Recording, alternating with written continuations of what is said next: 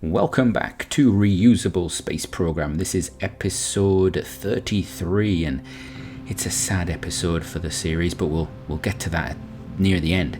You find us at the moment just with the transport craft arriving at Mun Station 1. So we're gonna look at in this episode about bringing the crew and sorting all of our crew up and moving them around and things like that, and some other things as well. So please, if you want to see that, please join us for that. Also, please remember to like, subscribe, comment down below, give us all the stuff you want, and let's get on with this.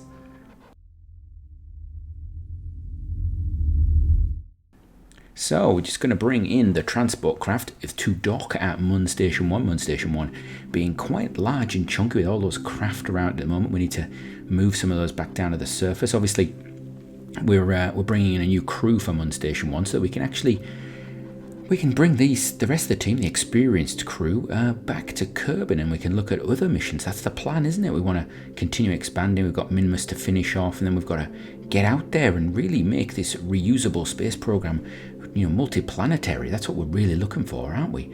So first thing we have to do is just move our crew around. We're just going to basically unload all of our crew. We're going to move, we've got Scott on there, we've got Nakot on there, we've got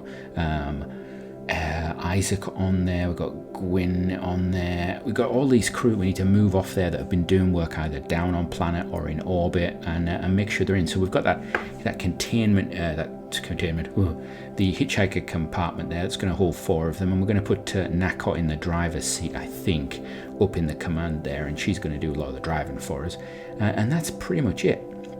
It actually takes a long time to just move crew around, and I could have EVA'd them and moved them around like that, but it was just, we were moving around, I think, 7-8 crew around at this point, and it was going to get crazy. So we did that. Slight design issue with the transport craft in the fact that the hitchhiker's cabin is slightly difficult to get to, but we were okay with that. So once that's done, it's a case of undocking and setting off. So we've got Frobo and Marsha settling down for life around the Mun, while we've got Amelia and Nakot piloting this craft back, and we've got Scott, Isaac and Gwyn relaxing in the transport section of the craft. So they're just going to do a quick transfer over to Kerbin, and this is, this craft has a good chunk of fuel on it. It's got a lot, actually quite a lot. Interestingly, the fuel gauge says that it's full. I think I must have filled it up at the station, actually, thinking about it. But I believe it's actually possible for it to do this whole round trip on its standard fuel tank. It's got 2 nuclear engines. I could have fitted 1, but the burn times got a bit silly on that, so we've got 2, just also because it keeps it in the same style as the Gemini craft that we've developed already. So Gemini transport is the same, and it's going to go into basically a passing orbit of Kerbin. And if we were going straight down to Kerbin with this craft, that would be fine. We wouldn't actually need that much delta V, but we're actually going to have to circularize once we get to Kerbin, and that requires a big chunk. You actually save a lot with aero capture and things like that, but this craft is not designed for aero capture or aero braking or anything like that. So we're just going to bring it down and try and circularize it. And what it's actually going to do is it's going to be trying to dock at Dawn Station. There we go, Nakot's. You see, look, some of the crew there going completely over the top. Nakot's loving it, Amelia's loving it. They're happy. You can see Gwen is just sat there. She can't say anything. She's actually not even looking out the window, to be honest. She's not a pilot. So then we've got to just do our maneuvers to bring us into rendezvous with the station. The station is not going to move to this. This is going to go to the station.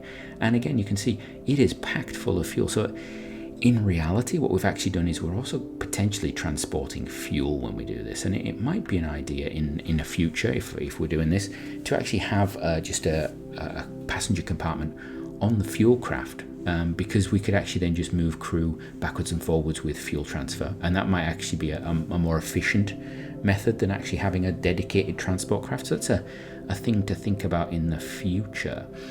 So yeah, just trying to line this up, and I was trying to actually, first of all, trying to get an immediate sort of rendezvous as quickly as I could, and in the end I actually end up doing quite a strong sort of inclination change. So we do a sort of rendezvous inclination change combo, where I'm trying to basically do the rendezvous at an ascending or descending node that I now create, because that should bring me close to it. And I'm not too worried about the delta V here, but I do like to save as much as I can. You know, this is the reusable space program. I should be, you know, doing as much as I can. You see there, we've actually made our orbit more ovoid. It's less circular, and then that allows us to come out. The station can come underneath us, and then we come back down in line with the station. You see there, we're coming in really nicely. And just fire the engines, and we're within a reasonable distance there. I mean, it's not brilliant, but by the time these engines sort of kick in, there we go. Just avoid firing the engines directly at the station, because that leads to madness. And then we're just going to do our little thrust, and because these nuclear engines are so actually weak, we can actually use them in place of RCS in many ways for these sorts of maneuvers.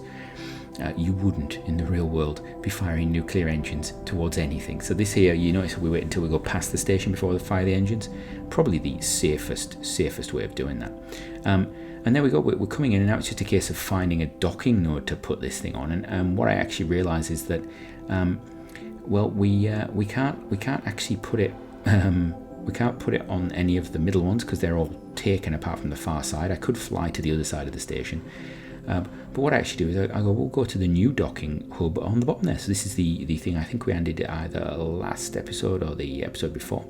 And this is the extension to Dawn Station that gives us that extra science to capacity there, but also the extra docking capacity. And that's key here. We would actually be having a problem with this craft if we were actually bringing it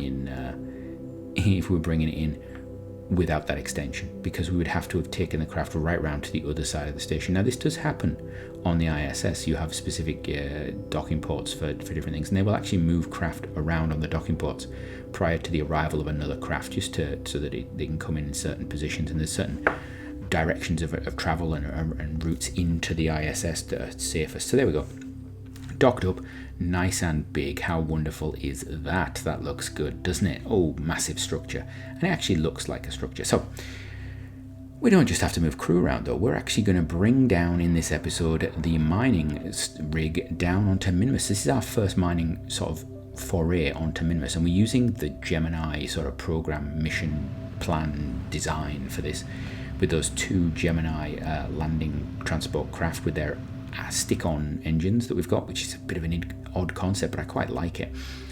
And you can see there's also some other craft there coming in. So this is basically just going to, first of all, it's got itself in orbit, and it's actually going to now basically put itself along the equator. What I want to do is actually bring my craft to equatorial, because of the movement of Minmus, we're never going to always come in on the same inclination. So for the ease of sort of going into orbit, rendezvousing orbit, things like that, actually putting them equatorial just makes life a little easier. So we're just going to play around with that and really bring ourselves in. I'm actually using one of our previous sort of things, one of our, it's actually, I believe it's one of the potential rescued Kerbals.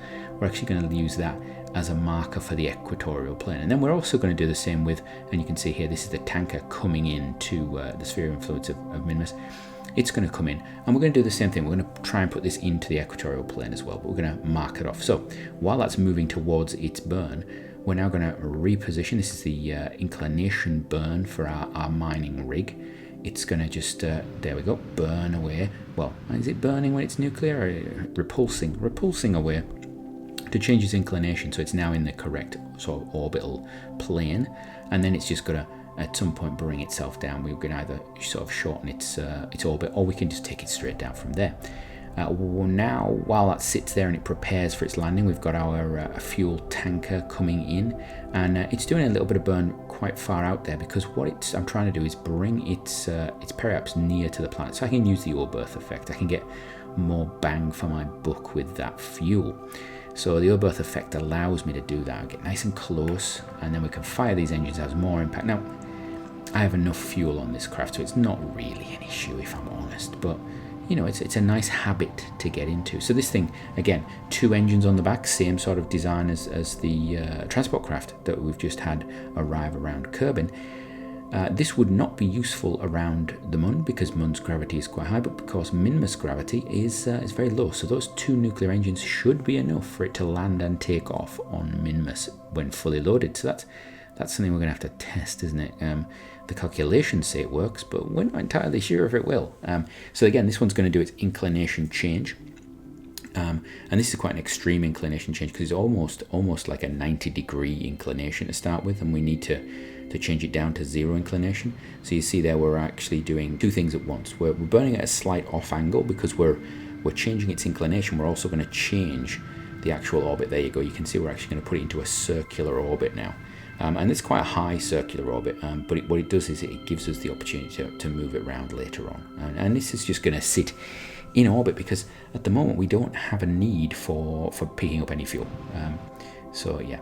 So our oh, there we go. We're just bringing our craft now, our landing craft, our team down. You can see we've got the scanner orbiting Minimus. This is from about episode, I think it's about 7 that we put this scanner up to actually prepare for this mission. And we've actually waited, 25 episodes to actually get to the point of doing it. And what I'm actually looking for is this patch in the middle of what I would say the butterfly on Minimus, this flats area that looks a bit like a sideways butterfly.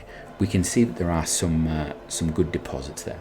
And we're going to go for that because it gives us nice high deposits, and it's on the equator. It's perfect, and it's flat. It's the 3 things we really want. It allows us to have a nice easy landing area. It's on the equator, so it gives us into a nice equatorial orbit, nice and easy, and it's got a high amount of ore. Now it could have been higher, but it isn't. So of course with Minimus we take our time. We go down slowly. And you can see this is sped up quite a bit, but we're still going. The acceleration is not quick. I think this is about 4 times, 6 times speed acceleration. I think it's about 4. And it takes its time. It's just, particularly with these 4 engines, this would probably be a better design for landing on the moon. But we are testing this design because we may want to use it on other bodies that have got stronger gravity. But we come down and just pop it down nicely. And the good thing about having those 4 engines is that actually we're able to throttle them really nicely. And there we go. We're going to send them up one by one back up. Now the other issue is if we go to something with higher gravity, having 2 of these might actually cause a problem if they're not more central on the craft that we actually deliver. So we may need to think about in future having those docking ports closer together towards the middle of whatever we're bringing in. But we'll think about that. So standard approach is get us into orbit, stick it in orbit, fire the engine. There we go. If we've gone suborbital, now we're going to orbital, and then we can jump back. There we go. Stick it so it's going to get sunlight, and we can jump back down to the surface. Where are we? We're going to find ourselves. There we go. Check that we've got signal. Wonderful. Everything's good. That's nice. And then we jump back to the surface. Takes a second to load up, and there we go. We do a little hop. Really annoying, but we can launch off our second of the Gemini delivery craft there. Gemini coming up, and it's going to do the same thing. It's going to just put itself into orbit, and then we're going to have those 2 craft in orbit. And while we could have actually, in reality, we could have landed that mining rig with one of them, it was nice to actually test the 2 of them together. It's something that we saw around the moon when we actually delivered 2 of its mining components together, but we used 2 different craft, and I must say 2 of the same craft just felt better. These craft just feel better and better designed. You can see there I was just checking the naming of the craft, because when you dock and undock sometimes you have naming issues, and yeah, you can set name priorities and things. But there we are. So we have our little mining rig down there on the surface. It's got some fuel cells just in case we need to power it and there's no sunlight, and ironically we'll be using fuel that we'd mine to power it. But anyway, should we require certain things, it has the ability, it has the backup. We've got the solar panels there which are enough to power it. We have a lot of radiators on the sides, and we have extendable sort of temperature control system on the top, and we've got our drills there that we can actually deploy and get going. We had a little bit of trouble actually getting them to start up, I noticed, but once they get started, wonderful. We start to get the ore coming in, turn on the converters, everything's running well. We've got RCS and we've got fuel, so we've got tanks on there for pretty much RCS, oxidizer, liquid fuel, and ore as well. We've got little ore tanks, I think, hidden in amongst there somewhere. So we've got something for everything. We can do that. We do not have xenon on there because, well, I am not using it yet. So there we go. So success. Now all we need to do with that is expand it, make it bigger, or take it somewhere else. So we'll have to see what the future holds for that. Right. Moving on, I think we need something a little bit different, don't you? Yeah, let's do something a little bit different. So here we have the Dreadnought. This is a fully reusable craft. It's pretty much, yep, you've seen it before, or I've used it before. This is Dreadnought 2. This is the fully reusable version of Dreadnought. It is a single stage 2 orbit, or close enough, as close as you're going to really get. And inside the Dreadnought, we have 2 pilots, it seems. We have 2 crew, and those 2 crew will be taking something new into orbit, something we haven't done before. And this is an interesting little plan of ours. The Dreadnought is taking up a space station. Yeah, well, we don't. You're thinking to yourself, why do we need a space station? We've got Dawn Station, we've got Moon Station 1. Well, this is a little station just to go around Minmus.